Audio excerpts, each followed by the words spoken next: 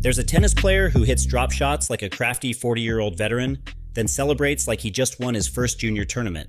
A player whose game is so contradictory that watching him feels like witnessing two completely different athletes occupying the same body. Carlos Alcaraz doesn't just play tennis. He rewrites the rules of what tennis should look like. To find out how he's revolutionizing the sport, we need to go back to 2022. Before hitting the best shots ever, I need to ask you for a quick favor. If you are finding this breakdown valuable, please take a second to hit that like button and subscribe to the channel. Over 98% of you watch without subscribing. It costs you absolutely nothing, but it makes a huge difference for us to keep bringing you this unfiltered analysis that cuts through the mainstream media spin. This is Carlos Alcaraz. At just 19 years old, he shocked the tennis world by becoming the youngest world #1 in history. Wimbledon champion at 20, US Open champion, the player everyone calls the future of tennis. But here's what doesn't make sense. Watch any Alcaraz match and you'll see something that should be impossible. In the same point, he'll construct a rally with the patience and tactical precision of Roger Federer in his prime, then suddenly unleash a drop shot so audacious it looks like something a teenager would attempt in their backyard. The tennis world calls it beautiful chaos. Critics call it immature. Veteran players shake their heads at his reckless shot selection. Tennis purists argue he needs to mature his game. But what if I told you this jarring contradiction isn't a flaw in his game? It's the most sophisticated tactical weapon in modern tennis? What if the immaturity everyone criticizes is actually the highest form of tennis intelligence? To understand why Alcaraz confuses everyone, we need to break down what makes his game so contradictory. First, let's examine the veteran side of Carlos Alcaraz. When he wants to, this kid can construct points like a chess master who's been playing for decades. Watch him against Novak Djokovic at Wimbledon 2023. He'll move his opponent around the court with surgical precision, building patterns that would make the Big Four proud. His court positioning is textbook perfect. His shot selection in long rallies shows the kind of tactical maturity that usually takes players like Andy Murray or David Ferrer 10 years to develop. He'll hit cross-court forehands to open up the court, then switch to down-the-line backhands with the timing of a metronome. He understands angles, he reads his opponent's positioning, he constructs points with the methodical patience of someone who's played 500 ATP matches, not 50. But then, and this is where it gets completely bizarre, in the middle of these perfectly constructed, tactically sound rallies, Alcaraz will do something that looks absolutely reckless. He'll attempt a drop shot from 3 feet behind the baseline. He'll go for a winner when the percentage play is screaming at him to hit a safe shot. He'll celebrate a routine winner like he just won his first Grand Slam. Tennis purists absolutely hate this.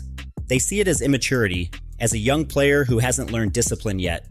The traditional tennis wisdom, passed down from coaches like Nick Bollettieri and Brad Gilbert, says you pick one style and master it. You're either a power player like Juan Martín del Potro or a tactician like David Ferrer. You're either aggressive like Stefanos Tsitsipas or patient like Rafael Nadal. You don't mix them randomly within the same point. Here's what drives coaches absolutely crazy. Alcaraz's immature moments aren't random at all. They follow a pattern that most people miss because they're analyzing individual shots instead of looking at the bigger tactical picture. Watch his matches closely and you'll notice something fascinating. Alcaraz doesn't just hit drop shots randomly, he hits them at very specific moments in the point construction. Not when he's in trouble, not when he's desperate for a miracle shot, but precisely when his opponent has found their rhythm and settled into a comfortable pattern. It's like he has an internal radar that detects when his opponent is getting comfortable, and that's exactly when he deploys what looks like chaos, but is actually calculated disruption. Here's what everyone misses about Carlos Alcaraz. The childish drop shots and reckless power aren't signs of immaturity. They're the most sophisticated rhythm disruption system in modern tennis. Think about it this way. In traditional tennis, once players find their groove, they tend to stay in it for the entire match. Djokovic gets into his defensive rhythm and grinds you down with consistency and court coverage. Federer finds his attacking rhythm and overwhelms you with precision and timing. Nadal settles into his topspin heavy baseline game and physically dominates you. But what if you never let your opponent find any rhythm at all? This is the Alcaraz method, and it's absolutely genius. Here's exactly how it works. Alcaraz will start a point playing like a 15-year veteran. Patient, tactical, building the point with textbook shot selection. His opponent settles into the rally, finds their optimal positioning, gets comfortable with the pace and pattern of the exchange. They start to read his intentions, anticipate his next shot, and prepare their counter strategy. Then, just when they think they understand what type of point they're playing, Alcaraz completely changes the script. Drop shot. Suddenly his opponent is sprinting forward from the baseline, completely out of position, their rhythm shattered like glass. They barely reach the ball, pop it up weakly with a desperate lunge, and now Alcaraz is back to power mode, crushing a forehand winner from the baseline while his opponent is still recovering their balance. It's not random, it's calculated chaos designed to prevent adaptation. Let me show you the exact pattern that makes this so effective. First, power shot to establish dominance and force his opponent into a defensive position.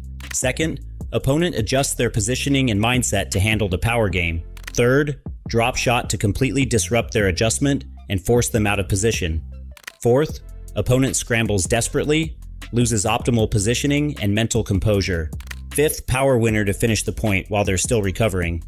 This is what I call the Alcaraz rhythm reset, and it's revolutionizing how tennis can be played at the highest level. Traditional tennis wisdom, developed over decades by coaches like Tony Nadal and Ivan Lendl, says you should be predictable in your unpredictability, meaning you should have patterns that your opponent can eventually figure out and adapt to.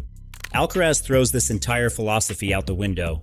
He's unpredictable in his predictability. Just when you think you figured out his pattern, he shows you he has no fixed pattern at all. But here's the deeper genius that separates this from mere shot making. This isn't just about individual points. It's psychological warfare at the highest level. When you're playing Alcaraz, you can never settle into a comfortable mindset. You can't prepare mentally for what's coming, because he might hit the shot of a 40-year-old veteran or the shot of a 15-year-old kid with nothing to lose. This mental uncertainty is what separates good players from great players and great players from champions. Good players can handle one style of tennis consistently. Great players can adapt to different styles throughout a match. But even great players struggle when they can't identify what style they're facing because it keeps changing within the same rally. Look at how this affected even Novak Djokovic, the master of adaptation, in their Wimbledon final. Djokovic, who has solved every tactical puzzle the sport has thrown at him for 2 decades, looked genuinely confused at times. He'd prepare mentally for the tactical battle, and Alcaraz would give him pure power. He'd adjust to handle the power game, and Alcaraz would give him touch and finesse. He'd prepare for finesse, and Alcaraz would blast a winner past him. The immaturity that critics see is actually the highest form of tennis intelligence. The ability to be multiple players at once, to never let your opponent solve the puzzle because you keep changing the puzzle mid-game. What Carlos Alcaraz has done is fundamentally redefine what tennis mastery looks like in the modern era. For decades, we've been told that elite sports require specialization. Pick your style, perfect it through thousands of hours of practice, and execute it better than anyone else in the world. The Big Four era reinforced this. Federer perfected attacking tennis, Nadal perfected clay court grinding, Djokovic perfected defensive consistency, Murray perfected tactical problem solving. Alcaraz proves that the future might belong to those who refuse to be categorized, who master the art of being uncategorizable. This isn't just about tennis.